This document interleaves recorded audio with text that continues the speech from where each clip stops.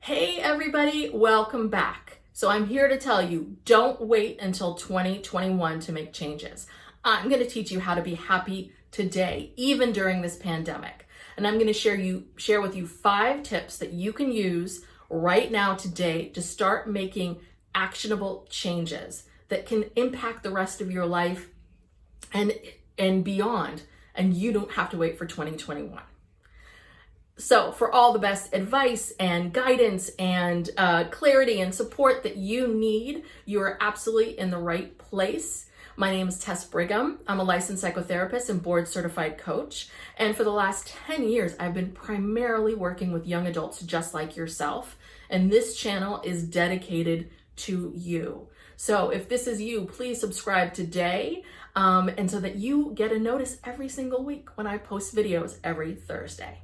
All right, so let's get started. Everybody's sort of saying to themselves, okay, that's it. I'm canceling 2020 and I'm going to start over in 2021. But the thing is that here in the US, this video is coming out on Thanksgiving. And so this is usually the time where people are like, whatever, I'll just wait till the new year to start a resolution. But I'm just going to throw caution to the wind between now and the end of the year. If you have goals that you want to achieve, don't wait one more day. Start them right now. Because a couple different things. Number one, if you start a goal right now, you actually have a better chance of sticking to it than saying to yourself, okay, I'm gonna do that thing 2 months from now. What's gonna change 2 months from now? Nothing, right? Because you're not changing anything about your life. You're not changing any of these goals. You're not gonna be in a better headspace or a different person come January 1st, January 2nd of 2021, your life is happening now. And that's really important to understand. Life is happening now. It's not waiting for 2021. So the best thing that you can do for yourself is start focusing on changing your life today and not waiting one more minute. All right. So I'm going to suggest 5 things to you to start creating some goals, okay? Number 1, sit down and make a list. Look at your whole life, make a list, and really figure out what are the areas that I want to change, okay? Pick one.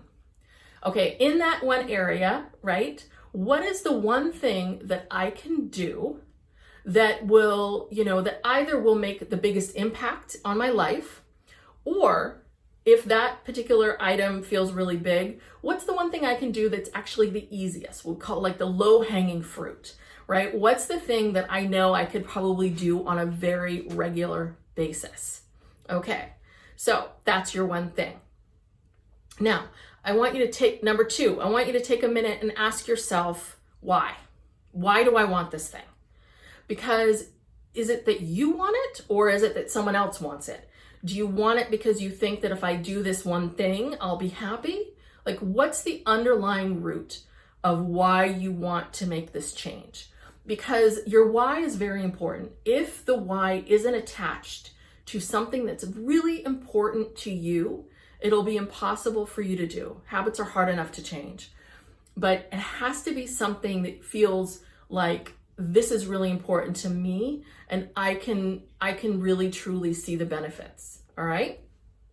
Number 3, the third thing I want you to do is, of this item that you picked, I want you to pick something very small and manageable that you can do on a daily basis. There is a wonderful behavioral scientist researcher by the name of BJ Fogg, F-O-G-G. He just released a new book called Tiny Habits, so I highly recommend checking it out. And so BJ has been studying people for decades. And what he's found is that people are able to stick to habits when we make them tiny and manageable. And when we anchor them to another habit that we already have. So for example, a good one is if you want to start regularly flossing your teeth, the best thing for you to do is anchor it with brushing your teeth, which is something you do on a regular basis. So saying every single time after I brush my teeth, I'm going to start flossing, which is what a lot of people do. But what happens is they go, oh God, I don't have time to floss. I'll forget it. I'll do it tomorrow, right? So what BJ Fogg is suggesting is do one tooth. Do one tooth and until that's a regular habit, and then start to build from there. Another one that he talks about a lot is if you want to start exercising, don't sign up for some big, huge exercise program. The best thing that you can do for yourself is say, I'm going to do 2 push-ups after every time I go to the bathroom, right? And we go to the bathroom many times a day. And so if you really think about it, you're like, oh my God, by the end of the day, I'm doing like 20 push-ups, right? Or 20 squats or whatever it is. Pick small, manageable things that you want to do.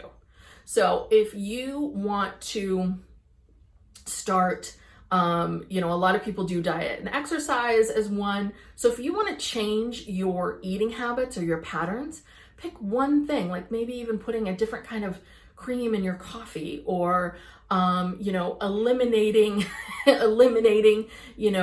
one bit of a sweet treat that you have, like cutting it by, a fraction, just taking off a little bit and putting it aside. Don't deprive yourself. Pick small things that you think you can do on a daily basis and then build from there. Because don't forget, habits take 66 days. This is what research has shown. Habits take 66 days for them to stick. That's sort of across the board. So for some people, they'll get it within a couple weeks. Other people, it might take them months and months, right? But habits don't just happen. And I see this over and over again. People, they're like, okay, I want to start meditating. And they'll go, okay, well, I'm going to meditate 20 minutes a day every single day for the rest of my life. And they can't achieve that. It's very different if they say, I'm going to meditate for 3 minutes a day, right after this habit I do, right after I brush my teeth, or right after I have my, after I, have the first glass of water in the day, I'm going to meditate for 3 minutes. Those things are far more manageable. All right. Number 4 is schedule it in. This is why the anchor habit is so important, because it's something you're already doing. But if you don't have something, if you want to change something and you don't have like an anchor habit you can attach it to, or if it doesn't quite work, schedule it in. Success is scheduled. I say this all the time, but I know for myself, when I write down and say at 10 o'clock, you're going to do this, this, and this, I do it. But when I say to myself, oh yeah, sometime today I'll do all these things, I never do it. It's too hard. It's too difficult. Success is scheduled.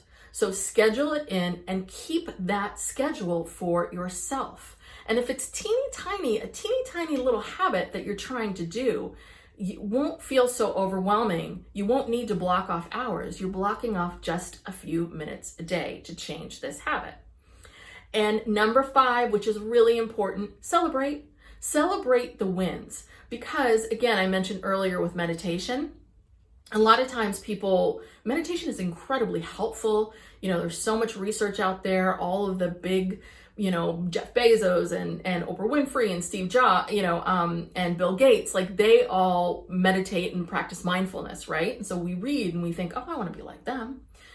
So I'm going to start this meditation practice. And what happens is that people, right, they pick something too big, it's too hard, and inevitably they stop doing it. And one of the big reasons why they stop doing it is that they do it 1 or 2 days and they're like, oh, my life hasn't changed yet, so I guess this meditation and mindfulness doesn't work for me. Celebrate the wins. Create ways for you to push yourself to keep going, because at some point the novelty of a new habit will wear off. And you're not going to see results. Pounds are not going to drop off your body. Trust me, I wish they would. Pounds are not going to drop off your body by switching the creamer in your coffee. So celebrate the wins. Say to yourself, okay, at the 7th day, I'm going to do this for myself as a celebration of that. Or even just patting yourself on the back, or feeling, just taking a few moments to feel really good about the changes that you're making. If you're able to do this and do this consistently, you will start to see changes galore, right? Because our lives are made up of what we do on a daily basis. If we take actionable steps towards our goals, eventually we will get there. If we go in circles thinking about, okay, I'm going to wait for this time and that time and all of this kind of stuff to change our lives, it will never change. So don't wait till 2021. I want you to start changing today. So drop me a note. Tell me, what are you going to do? What is your habit? What's your tiny habit that you're going to change? What is the thing that you're going to do? And when are you going to schedule it? And we can all be part of it together, and we can celebrate with you. All right. So if you have hit a crossroads in your life and you're feeling like, hey, this has opened up a lot of thoughts for me. I feel like I have so much I need to be doing and working on for myself. Then I have something for you. I created a completely free, it's a quarter life crisis handbook checklist, and the handbook that gives you lots of different questions, the same questions I ask my clients. And that is free. Just click the link below. I would love to share it with you. I would love to be able to help you reach your goals now in 2020. All right. So if you like this video and you feel like, oh, wow, this is awesome, please like the video and please spread the word. Share it with friends and family. Share it with people who you think would really, really like this and really appreciate this information. And I am so happy you're here and part of this community. And if you were here in the US, I hope you had a wonderful, wonderful Thanksgiving holiday, and I will see you next time. Bye.